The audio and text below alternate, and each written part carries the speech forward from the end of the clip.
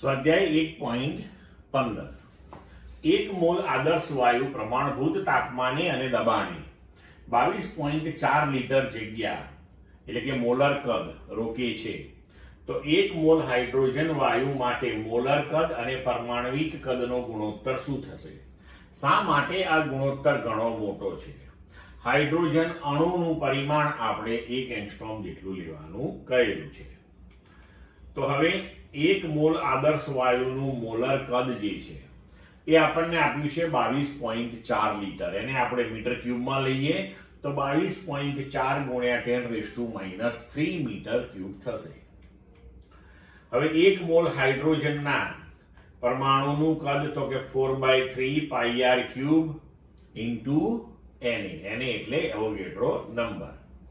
તો બધા મૂલ્યો આપણે અહીંયા આગળ ગોઠવી દઈએ. હવે જો 4/3 3.14 અહીંયા આપણને અણુનું પરિમાણ આપ્યું છે 1 એંગસ્ટ્રોમ, તો આપણે પરમાણુ માટે 0.5 ઇન્ટુ 10⁻10 મીટર લઈ અને એવોગેડ્રો અંક મૂક્યો તો આપણો જવાબ થયો 3.152 ઇન્ટુ 10⁻7 મીટર ક્યુબ. જે આગળથી જ આપણે ડાયરેક્ટ લખવું હોય તો લખી શકીએ.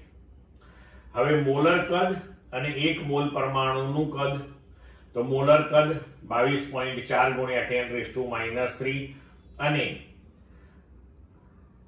એક મોલ પરમાણુનું કદ 3.152 ઇન્ટુ 10⁻7. તો આનો જવાબ આવશે 7.1 ઇન્ટુ 10⁻4.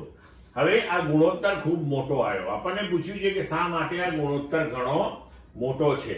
તો એ એટલા માટે મોટો છે કે વાયુમાં પરમાણુઓ વચ્ચેના અંતરો જે છે એ પ્રમાણમાં ઘણા મોટા હોય છે, એથી એ વધારે કદ રોકે છે. ક્લિયર?